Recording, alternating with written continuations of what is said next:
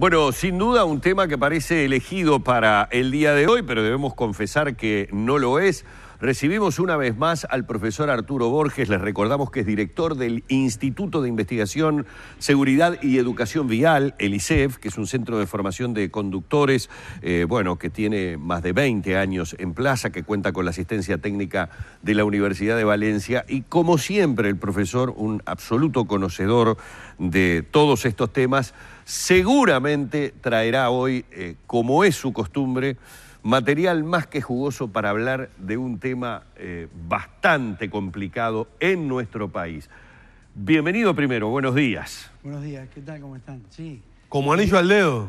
Pero como quien dijo, ¿no? Libreta de conducir. Ni que lo digas. Registro, licencia, ¿cómo le llaman? No importa cómo. Primero es un permiso para conducir, después es una licencia para conducir. Exacto. Obviamente que detrás de esto, bueno, ahora el Congreso de Intendentes vota la unificación, digamos, de un registro único. Exacto, y eso es lo que va a ayudar a muchas cosas. Pero el tema de hoy, la verdad que la información que tenemos a través de los medios a nosotros nos desilusiona. Claro. Y esto le hace un mal terrible a la sociedad. Porque nosotros sabemos, y el conjunto de la sociedad sabe que hoy la licencia de conducir no representa garantía mucho, de poco. Obviamente.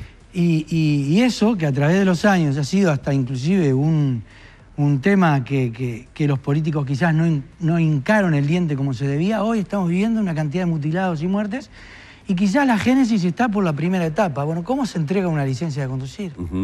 ¿Qué es lo que el público entiende por una norma de tránsito? ¿Qué valor le damos a una licencia de conducir? Y esto que ocurre hoy, y esto va de mí, evidentemente que es mi opinión muy particular, si acá intervienen inspectores de tránsito, se comprueban que hay escuelas de conducción, esto tiene que sacarse, hay que ralearlos del sistema, la ley le tiene que caer con todo el peso, porque aquel que entrega una licencia de conducir sin haber pasado por un examen, que hoy sabemos que tiene poco rigor, pero por lo menos existe un examen, es un acto cuasi criminal. Pero no entendemos. Hoy en otro medio escuchábamos temprano que no, lo único que se incurrió, que se pasaba por alto la fase práctica. ¡Por Dios! ¿Eso es el único beneficio que tenía? No, tenía el beneficio de poder matar y no darse cuenta de lo que puede hacer. Exacto. Por lo tanto, creo que estamos en algo que yo creo que la génesis está inclusive en la inoperancia del sistema. El sistema descree del sistema mismo. Y las autoridades en esto tienen mucho que ver.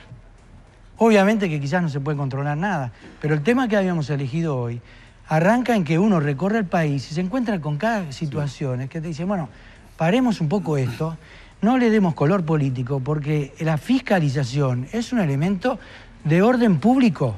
Y además, en el caso, vamos a ampliar con Nano también en un rato, porque Nano estuvo haciendo la cobertura sobre este punto particular de las piedras, pero acá también está involucrada no solo el fiscalizador, que es el inspector, sino gente que estaba vinculada a la formación de los conductores, que es grave también. Eso es lo que también nos duele. No puede ser que tengamos esto, entonces, ¿qué hacemos? Bueno, allá la culpa la tienen las escuelas de conducción. No todas son iguales, no todos los inspectores son iguales, no todas las intendencias funcionan igual. Pero esto es un elemento que hay que saber. La licencia de conducir no es un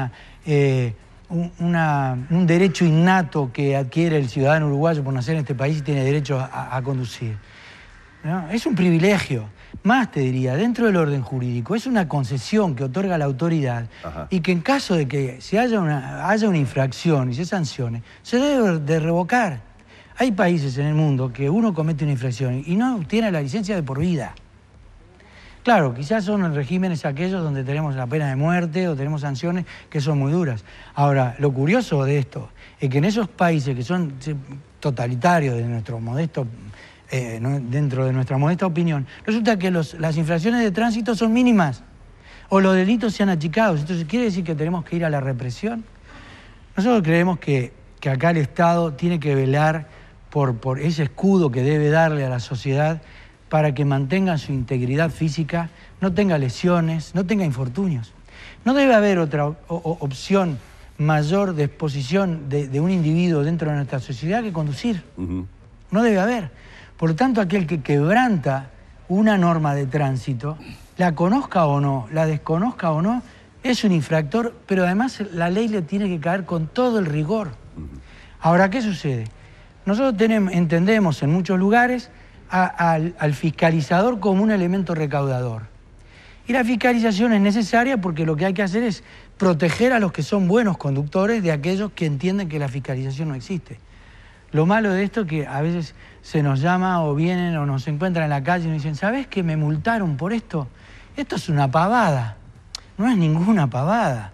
Hay cosas que no se multan y que son el engendro, la génesis de desastre. Por ejemplo, ¿se multa que no se ponga el señalero cuando alguien va a girar?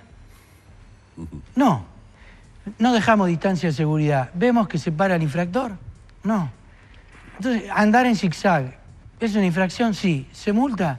No. ¿Se cambia de senda? ¿Lo multamos? No. Entonces la gente cree que eso es una infracción nimia. Y si lo parás por eso, el conductor se siente un inocente perseguido por el sistema oficial. Ahora, increíble. escuchándote, Arturo, y hablando, o partiendo de la premisa que decías, que la libreta de conducir o el permiso de conducción es una concesión que el Estado le brinda a uno de sus habitantes, la pregunta es, ¿todo el mundo está en condiciones de manejar? No, evidentemente que no.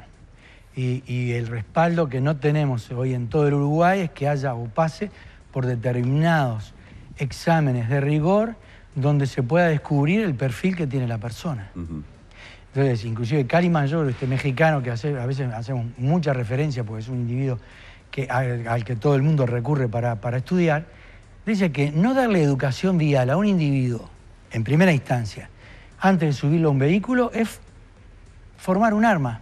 Fabricar un arma, es tal cual. Y la ignorancia en educación vial y en seguridad vial, en los extractos que debe ser, además debe ser fiscalizada con un examen que compruebe, bueno, además de tener sus condiciones visomotoras que pueda permitirle conducir. ¿Qué es lo que usted sabe de la normativa?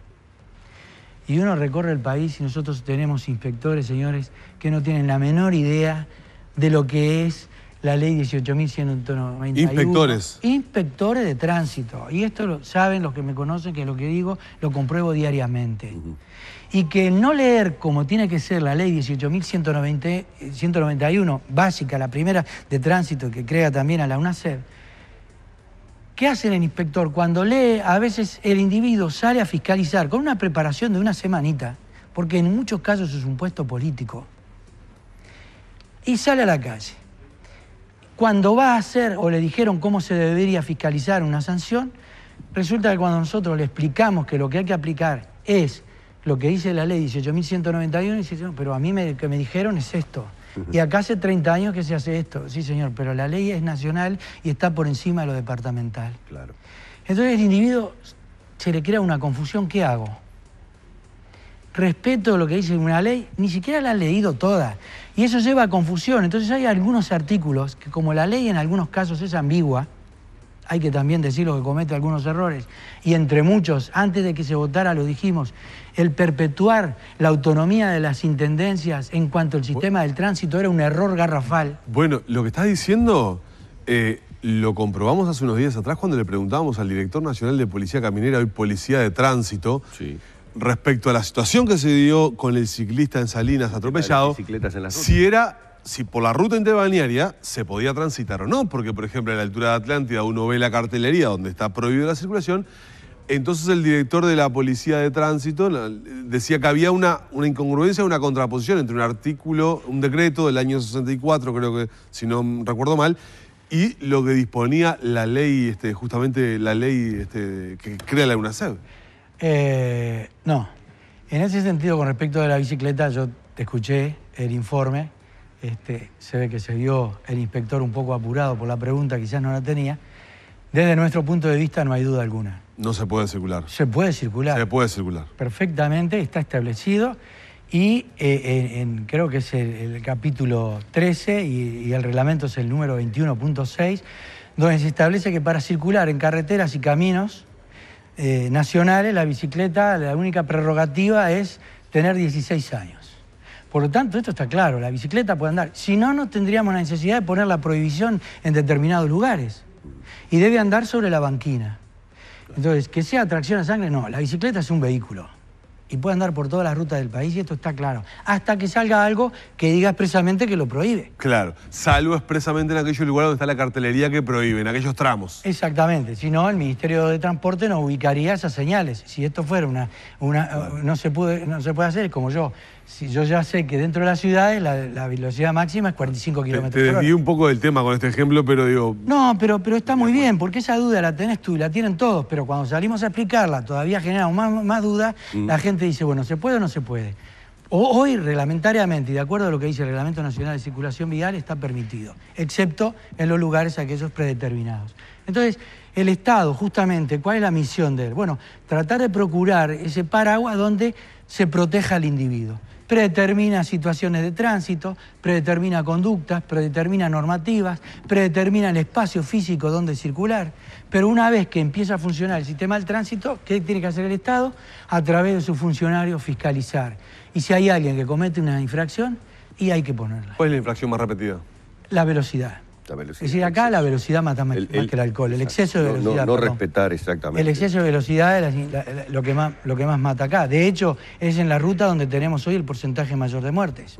Ahora, ¿sabe la gente cuál es la normativa? ¿Por qué está la normativa? ¿Cuál es el fundamento de una ley? No, nosotros dictamos leyes, seguimos mencionándolas, pero la gente no tiene la menor idea del por qué. Y la ley por sí sola no cambia comportamientos. Si nosotros no formamos primero al cuerpo inspectivo y convencemos a los directores de tránsito de la responsabilidad que tienen frente a esto. Que acá, ¿qué es lo que hay que preservar? La vida. Acá no estamos jugando que si paraste, no pagaste la patente, te pongo una multa en el SUSIBE, o paraste mal, o no pagaste el estacionamiento, te multo. Eso no mata. Pero lo otro, no hacer un examen de rigor, en el otorgamiento de la licencia de conducir, no prepararlo al individuo con exámenes bien complicados y no salir a sancionar absolutamente todo, eso es jugar con la vida. Entonces ahí el Estado está en omisión. ¿Por qué? Porque incumple con aquello del Estado protector del colectivo, porque se trata de seguridad colectiva, no individual.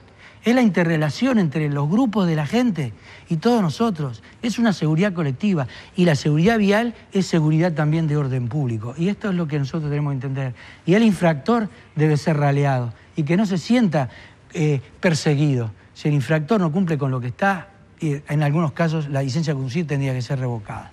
Profesor, ha sido un placer, como siempre, tenerlo. Obviamente que el tema es muy vasto, nos quedan muchas preguntas que tienen que ver con lo que se viene, que es ese registro único, pero por suerte vamos a tener chance de volver a tenerlo y a seguir dialogando sobre este tema. Y discúlpame esto, no quiere decir que todas las intendencias trabajen de la misma manera, ¿verdad? Es decir, hay intendencias que cumplen con lo que tienen que cumplir y hay otras que todavía les falta un tiempo. Pero sigamos trabajando y, bueno, logremos unificar criterios. Así ha estado con nosotros el profesor Arturo Borges hoy en la mañana de Arriba Gente.